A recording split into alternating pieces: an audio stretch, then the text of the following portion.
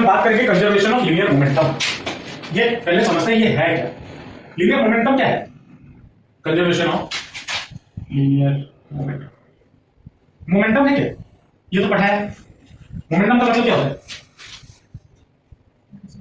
Mass into velocity, ये तो हमने पढ़ा हुआ।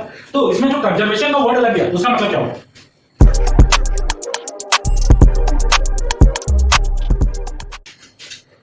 मान लो मैंने स्टार्टिंग में ये चीजें बताई थी आपको कि पार्टिकल और सिस्टम ऑफ पार्टिकल्स, इन दोनों में डिफरेंस क्या होता है। सिस्टम ऑफ पार्टिकल्स क्या होता है बताया था।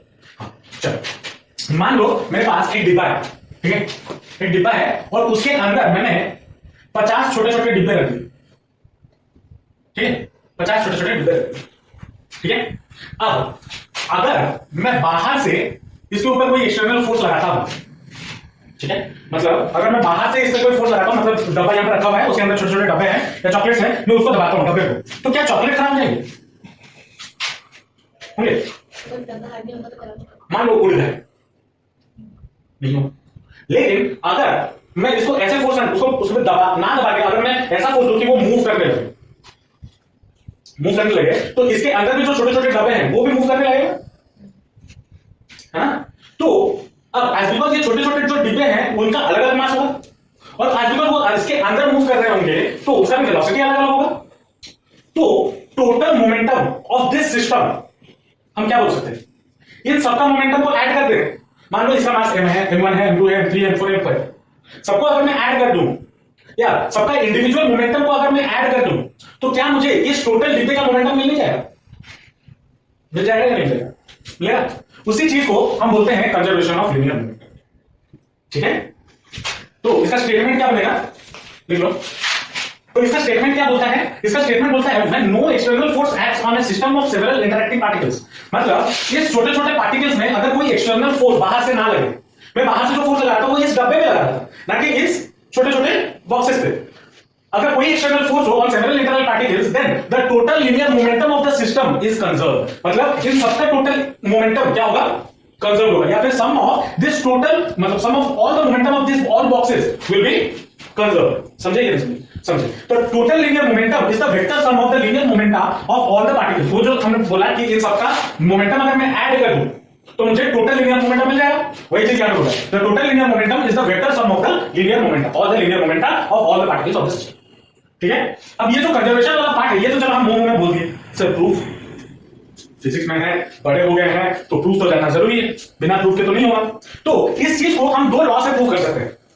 पहला लॉ है हम न्यूटन के सेकंड लॉ को यूज करके प्रूव कर सकते हैं, और दूसरा है हम न्यूटन साहब के थर्ड लॉ को भी यूज करके इसका कंजर्वेशन नेचर प्रूव कर सकते हैं, ठीक है। तो पहले हम इसको प्रूव करेंगे by using Newton second law. Newton second law क्या है? न्यूटन सेकंड लॉ हमें क्या बोलता है? What is Newton second law? External force is equal to change in momentum, rate of change of momentum, ये होता था न्यूटन सेकंड लॉ। या फिर हम इसको ऐसे बोलते थे मास इनटू एक्सेलरेशन, तो बोलते थे ना F is equal to dp upon dt which is equal to ma। ये न्यूटन सेकंड लॉ हुआ करता था। चल मान लो मेरे पास एक सिस्टम है, ठीक है, एक सिस्टम है, एक आइसोलेटेड सिस्टम है जिसके अंदर n पार्टिकल्स भरे पड़े हैं। कितने पार्टिकल्स भरे पड़े हैं? n नंबर ऑफ पार्टिकल्स भरे पड़े हैं, और as because n number of particles है तो उनका मासेस क्या हो जाएगा सबका? मान लो m1 m2 dot dot dot mn तक उनके मासेस हो जाएंगे, ठीक है। और हर पार्टिकल कुछ वेलोसिटी से मूव कर रहा है उसके अंदर, मान लो, ठीक है। तो वेलोसिटीज मान लो हम कितने मान लेते हैं? अब n नंबर ऑफ पार्टिकल्स है तो n नंबर ऑफ पार्टिकल्स है, n नंबर ऑफ वेलोसिटीज भी होगा, तो वेलोसिटी क्या होगा? मान लो v1 v2 वैसे डॉट डॉट डॉट vn, ये हो गया। तो total momentum p is equal to क्या हो जाएगा? m1 v1 plus m2 v2 plus m3 v3 dot dot dot plus mn vn, ये होना चाहिए, है ना। अब इस चीज को मैं क्या लिख सकता हूं? p1 plus p2 plus p3 plus dot dot dot plus pn लिख सकता हूं या नहीं लिख सकता हूं? ये क्या है हमारा टोटल मोमेंटम। अब हमें प्रूव करना है कंजर्व है। कंजर्व मतलब उसके अंदर कांस्टेंट होना चाहिए, है ना। कंजर्व मतलब कोई भी चेंजेस नहीं होगा, मतलब कांस्टेंट होना चाहिए। लेकिन अभी तक हमें कांस्टेंट प्रूव नहीं किया, है ना, क्योंकि एज बिकॉज मोमेंटम है उसका कुछ ना कुछ डायरेक्शन होगा, तो अगर डायरेक्शन होगा तो उसे हम कांस्टेंट नहीं बोल सकते। तो उसको प्रूव करने के लिए मान लो कोई एक एक्सटर्नल फोर्स F इस सिस्टम पे एक्ट कर रहा है, मान लो कोई एक एक्सटर्नल फोर्स इस सिस्टम पे एक्ट कर रहा है। तो अगर एक्ट कर रहा है then according to Newton second law, according to Newton second law क्या होना चाहिए, ये जो F है that should be equal to dp upon dt, ये होना चाहिए या नहीं होना चाहिए। और हमने ये पढ़ा था, अगर इससे पहले भी हमने पढ़ा हुआ है, फॉर एन आइसोलेटेड सिस्टम मतलब जैसे ये वाला सिस्टम, इसके अंदर जो भी सारे पार्टिकल्स हैं ये बाहर के एटमॉस्फेयर से आइसोलेटेड है, ठीक है। तो फॉर एन आइसोलेटेड सिस्टम हम क्या पढ़े थे, isolated system change in momentum या rate of change of momentum हमेशा जीरो होता है, ये हमने पढ़ा हुआ है ना। तो अगर ये जीरो हो गया तो that is also equal to F भी जीरो हो जाएगा, होगा या नहीं होगा। और अगर ये जीरो हुआ, हमें क्या पता है कौन सी चीज का डेरिवेशन जीरो होता है, डेरिवेशन पढ़े थे मैथमेटिकल टूल्स, किस चीज का डेरिवेशन जीरो होता है, कांस्टेंट का। तो अगर यहां पे dp बाई dt का मतलब क्या है, डेरिवेशन ऑफ p, तो यहां पे बिकॉज उसका डेरिवेशन जीरो है तो p यहां पे क्या होना चाहिए, कांस्टेंट हुआ। क्यों कांस्टेंट हुआ, क्योंकि डेरिवेशन ऑफ कांस्टेंट जीरो होता है, जो कि हमें यहां मिल रहा है। तो p यहां पे हमें कांस्टेंट मिला, और p अगर कांस्टेंट है तो p1 plus p2 plus p3 plus dot dot dot pn ये कांस्टेंट होगा। therefore p1 plus p2 plus dot dot dot plus pn भी हमारा क्या होगा, कांस्टेंट होगा।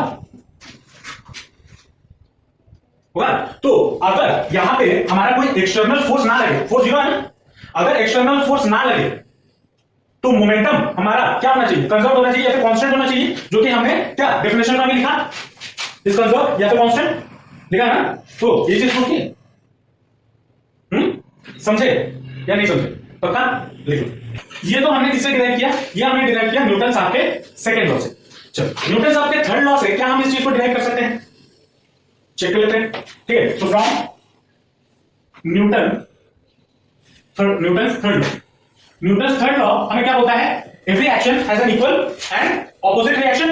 ये बोलता है, मान लो मेरे पास एक ऑब्जेक्ट है या दो ऑब्जेक्ट हैं जो कि ऐसे जा रहे हैं, आराम से हिलते डुलते मूव कर रहे हैं। ये मान लो A हो गया, ये मान लो B हो गया। A का मास मान लो m1, B का मास मान लो m2, ठीक है। और ये u1 वेलोसिटी से जा रहा है और ये u2 वेलोसिटी से जा रहा है, आराम से जा रहे हैं अपना, ठीक है, मजे में। बीच में m1 को मतलब A ऑब्जेक्ट A का दिमाग क्या खराब हुआ, उसने वेलोसिटी बढ़ा दिया, लेकिन ये तो आगे है, इसे पता नहीं चला, तो इसका मतलब है एक्सपर्ट होकर मारने की, ठीक है। तो वेलोसिटी बढ़ाएगा तभी जाके उसे टकराएगा। अगर दोनों का सेम वेलोसिटी होगा तो ये कभी उसे टकरा पाएगा, नहीं टकरा पाएगा। तो इसने क्या किया, अपना वेलोसिटी को बढ़ा दिया, चलो बढ़ाया जब, और जाके क्या हो गया, टकरा गया।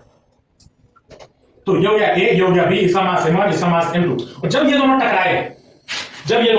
टकराए तो इसके वजह से इसमें फोर्स गिरेगा, जो कि मान लो क्या हो गया FBA, और इसके वजह से इसमें भी फोर्स गिरेगा जो कि है FAB। टकराने के बाद क्या होगा, ये थोड़ा और आगे चला जाएगा और ये उसके पीछे जाएगा, है ना। तो टकराने के बाद क्या हो गया, ये मान लो B, ये मान लो A, ये हो गया m1, ये हो गया m2, और ये आगे चला मान लो वेलोसिटी v1 से, और ये भी आगे चला मान लो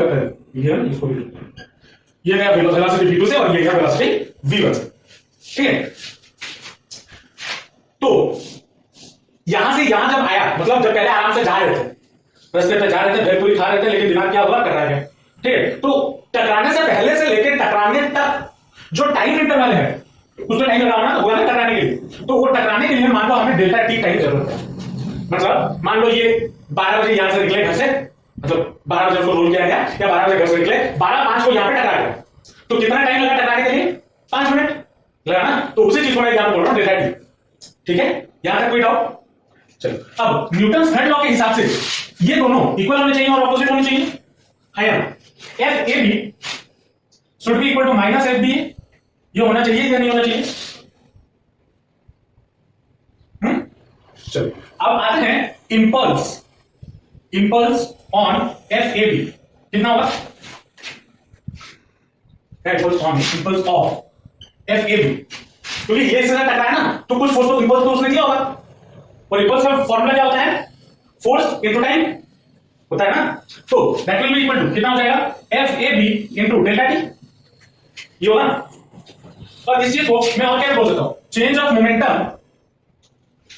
मोमेंटम ऑफ A, ये बोल सकता हूं या नहीं बोल सकता हूं। मतलब जब A पहले कितना वेलोसिटी से था, u1, बाद में कितना वेलोसिटी पे आया, v1 आया ना टकराने के बाद। ये बिफोर कॉलिजन, ये ड्यूरिंग कॉलिजन, ये आफ्टर कॉलिजन, है ना। तो पहले उसका वेलोसिटी कितना था, u1, और बाद में कितना आ गया v1। तो इंपल्स के हिसाब से m1 u1 should be equal to m2 u2 m2 m1 v1 ये होना चाहिए,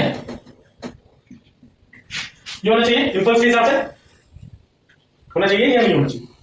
होना चाहिए। इंपल्स याद रखो सर, याद ये होना चाहिए या नहीं होना चाहिए? होना चाहिए। चलो अब आते हैं impulse of FBA, that should be equal to कितना होना चाहिए?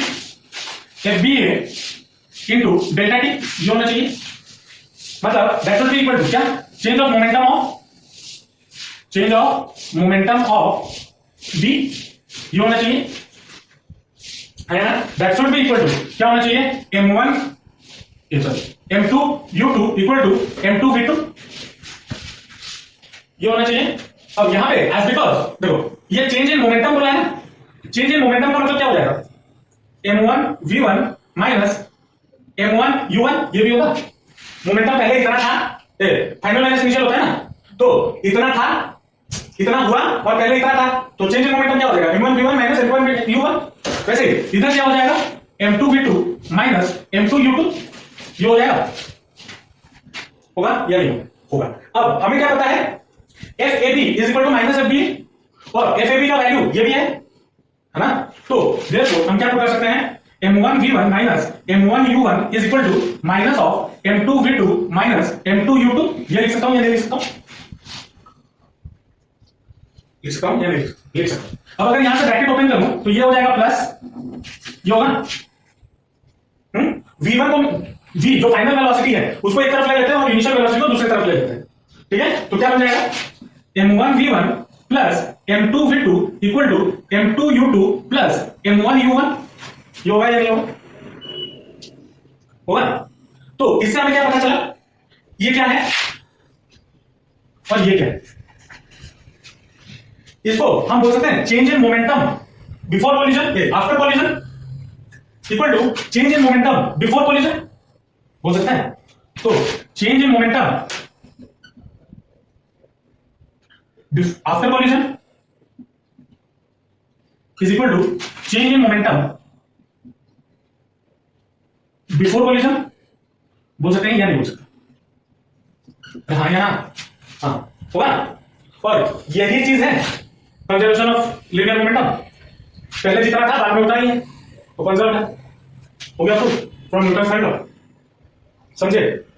चलो कभी कभी आपको ये क्वेश्चन भी पूछ लेता है कि चेंज ऑफ मोमेंटम से, मतलब हमने यहां पे क्या किया? थर्ड लॉ से चेंज ऑफ मोमेंटम प्रूफ किया। कभी कभी क्वेश्चन ये भी पूछ लेता है कि सर बेटा जो भी बोलो चेंज इन मोमेंटम से न्यूटन साइड लॉ प्रूफ करो, ये कभी कभी क्वेश्चन पूछ ले, वो करेंगे पहले बोलिए। चलो अगर यहां पे हमें बोलता कि कंजर्वेशन ऑफ मोमेंटम से, ठीक है, कंजर्वेशन ऑफ मोमेंटम से न्यूटन थर्ड लॉ डिराइव करो, क्या हम कर सकते हैं? कर सकते हैं। नीचे ऊपर कहेंगे, देखो कैसे करेंगे। मान लो हमारे पास यहां पे दो बॉडी है, तो ऐसे समझते हैं, दो बॉडी है जिसका मास m1 है और जिसका वेलोसिटी मान लो v1 है और v2 है, ठीक है, वो आराम से मूव कर रहे हैं, ठीक है। वो या फिर ऐसे मान लो जिसका वेलोसिटी u1 है, इसका वेलोसिटी u2 है, इनिशियल है ना। चलो तो ऐसे मान लो और दोनों टकराते हैं, ए और बी टकराते हैं, तो टकराने के बाद उसमें चेंज इन मोमेंटम होगा, होगा या नहीं होगा? तो चेंज इन मोमेंटम जो हुआ, अब ये ऑब्जेक्ट 1 है, ये ऑब्जेक्ट 2 है, मान लो इसमें जो चेंज इन मोमेंटम हुआ वो हो गया डेल्टा p1 और इसमें जो चेंज इन मोमेंटम हुआ वो मान लो कितना हो गया? डेल्टा p2, ठीक है। या फिर उल्टा कर देते, इसको 1 कर देते हैं, इसको 2 कर देते हैं, ठीक है। होगा या नहीं होगा? जब मूव कर रहे थे और टकराने के बाद कुछ टाइम के बाद इसका जब टकराते हैं तो इसमें भी चेंज इन मोमेंटम होगा और इसमें भी चेंज इन मोमेंटम होगा। और अगर चेंज इन मोमेंटम हुआ according to the law of conservation of momentum, हमें क्या पता है? According to law of conservation of momentum क्या होगा? Delta p1 plus delta p2 should be equal to 0, ये होना चाहिए, है ना। तो delta p1 is equal to कितना हो जाएगा? माइनस डेल्टा p2, ये होगा या नहीं होगा? अगर मैं बहुत सारे टाइम को डिवाइड कर दूं या डेल्टा t डिवाइड कर दूं, डेल्टा t क्यों डिवाइड करूंगा? क्योंकि जब ये टकराते हैं तो डेल्टा t के बाद ही तो टकराते हैं, वही तो हमने लिखा था इससे पहले वाले से। तो मान लो डेल्टा t से डिवाइड कर दूं और इस तरफ पे डेल्टा t से डिवाइड कर दूं, कर सकता हूं या नहीं कर सकता? तो delta p upon delta t या change in momentum by change in time क्या होता है? फोर्स होता है change in momentum upon time, F equal to dp upon dt।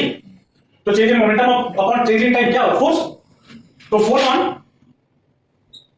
कौन सा A is equal to negative force on B। ये होगा या नहीं होगा? और फोर्स ऑन A क्या है? A पे जो फोर्स लगा वो क्या है? ड्यू टू एक्शन, क्योंकि ये मूव किया टकराया। और फोर्स ऑन B क्या है?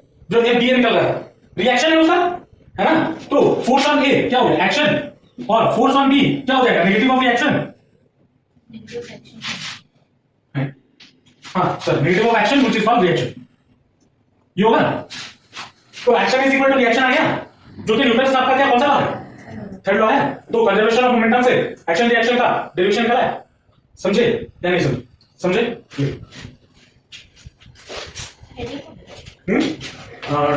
हेडिंग दे दो, derivation of Newton third law from conservation of momentum. तो समझे law of conservation of momentum क्या है? अब इसी के बेसिस पे हमारे प्रैक्टिकल लाइफ में भी बहुत सारी चीजें होती है। जैसे फॉर एग्जांपल अगर आप पबजी नहीं खेल रहे, उसमें एक वर्ड आता है रिकॉइल। मतलब अगर आप गन चलाते हो, ठीक है, गोली आगे जाता है, ऑब्वियसली आगे ही जाएगा ना, घूम के आके तुम्हें तो नहीं लगे, गोली तो आगे जाएगा, लेकिन आपका हाथ पीछे जाता है। और वो पीछे क्यों जाता है? Due to this principle. ठीक है, रॉकेट जब ऊपर जाता है, ठीक है, तो क्या बोलते हैं उसको, आगे नीचे वो फेंकता है, कभी वो ऊपर जाता है, that is also due to this principle. ठीक है, और भी बहुत सारे हैं, जैसे बॉम्ब का एक्सप्लोजन। बॉम्ब को जब फेंका जाता है, वो जब एक्सप्लोड करता है, बॉम्ब जो पार्ट से बाहर वाला सेल जो जिससे बना हुआ है, जनरली मेटल से बना होता है, वो भी टूट के अलग अलग डायरेक्शन में जाता है। इसलिए उसके बॉम्ब की वजह से ज्यादा डिस्ट्रक्शन होता है, क्योंकि वो एक्सप्लोड करके जो मेटल्स होते हैं वो बहुत हाई वेलोसिटी से हर इलाके में फैल जाते हैं। ठीक है, तो ऐसे बहुत सारे हमारे प्रैक्टिकल एग्जांपल्स हैं जो इस पे बेस्ड होता है। और एक एग्जांपल है, अगर मान लो आप नाव में खड़े हो, ठीक है, नाव में खड़े हो और सामने जो बैग है, मतलब सोड है, उसके ऊपर आप बोट से उसके ऊपर कूदे। जब उसके ऊपर कूदो है ना, तो देखना बोट पीछे की ओर भागने लगे, बोट पीछे जाएगा। या फिर अगर आप बैंक पे खड़े हो और बोट पे कूदते हो, ठीक है, तो बोट आगे जाएगा। ये एक्सपीरियंस करना, अगर कभी बोट पे चढ़ रहे हो या ट्रैवल कर रहे हो, ऐसा होता है। और that is due to this principle. और इसके बेसिस पे बहुत अच्छे अच्छे न्यूमेरिकल्स भी बनते हैं, जो हम करेंगे नेक्स्ट क्लास। ठीक है, आज बस कुछ प्रैक्टिकल नॉलेज देख लेते हैं कि अगर गन वगैरह होता है तो रिकॉइल हम कैसे कैलकुलेट कर सकते हैं। क्या पहला चीज जो है वो है रिकॉइल ऑफ ए गन। कौन है? कौन है? हाँ, रिकॉइल ऑफ गन। मान लो ये कोई एक सस्ता सा गन है, मेरा डायग्राम बहुत खराब है, जज मत करना। ठीक है, मान लो गन, और उसमें से निकला क्या? छोटा सा गोली। ठीक है, अब मान लो जो गन का मास है वो है कैपिटल एम, और जो बुलेट का मास है वो है मान लो स्मॉल एम। ठीक है, अब मान लो गोली कहां जाएगा? आगे जाएगा, आगे जाएगा ना। मान लो उसका जो वेलोसिटी है वो है मान लो स्मॉल वी, और जो गन का वेलोसिटी एज बिकॉज़ ये आगे जा रहा है, ये पीछे जाना चाहिए due to conservation of momentum, मान लो v है। ठीक है, तो according to law of conservation of momentum, total momentum before firing should be equal to total momentum after firing. ये होना चाहिए गोली चलाने से पहले उसका जो मोमेंटम था। ठीक है, गोली चलाने से पहले उसका जो मोमेंटम था, गोली चलाने से पहले गोली बंदूक के अंदर ही होगा, चलाने के बाद बंदूक से बाहर जाएगा। पता चला चलाने गोली बाहर जब में रखे हो और फिर खुद को ही लग गया, ऐसा नहीं होता है ना, चलाने के बाद गोली बाहर निकलेगा। तो चलाने से पहले जो मोमेंटम था शुड बी इक्वल टू चलाने के बाद उसका वही मोमेंटम होना चाहिए, है ना। मान लो चलाने से पहले उसका मोमेंटम कितना था? m plus v, m into v होगा या नहीं होगा? m into v equal to चलाने के बाद मोमेंटम क्या हुआ गोली का? m into v, small m into v, small v ये होगा। तो required velocity v equal to कितना होगा? mv अपॉन m, ये हो गया। तो ये आपका रिक्वायर्ड क्या है? वेलोसिटी ऑफ द गन, जिस वेलोसिटी से आपको पीछे जाएगा। और इसी के बेसिस पे बहुत अच्छे अच्छे क्वेश्चंस बनते हैं। ठीक है, हम करेंगे इसके रिगार्डिंग क्वेश्चन पर एक स्पेशल क्लास होगा, जो हर टाइप के न्यूमेरिकल्स को, इस टॉपिक के regarding her type of numericals को हम करेंगे। ठीक है, चाहे वो एमसीक्यूज हो या चाहे वो एमसीक्यूज तो नहीं करवाऊंगा, क्यों नहीं करवाऊंगा, लॉन्ग पे पहले करो, प्रैक्टिस करो कि कैसे एक्चुअल में सॉल्व करना होता है। ठीक है, उसको करो, फिर बाद में एमसीक्यूज करेंगे। ठीक है, तो ये था रिकॉइल ऑफ गन का कॉन्सेप्ट। और भी बहुत सारे एप्लीकेशंस हैं, जैसे अदर एप्लीकेशंस में नाम लिख लो, jumping from boat to sea to shore, और दूसरा एक्सप्लोडिंग ऑफ बम। बहुत सारे एग्जांपल्स और भी हैं। और रॉकेट्स का भी दे सकते हो, प्रोपल्शन ऑफ रॉकेट, ये सारे प्रैक्टिकल एग्जांपल्स हैं जो आपको कंजर्वेशन ऑफ मोमेंटम के बेसिस पे मिलता है। ठीक है, चलो आज के लिए इतना रखते हैं, मिलते हैं नेक्स्ट क्लास, बाय।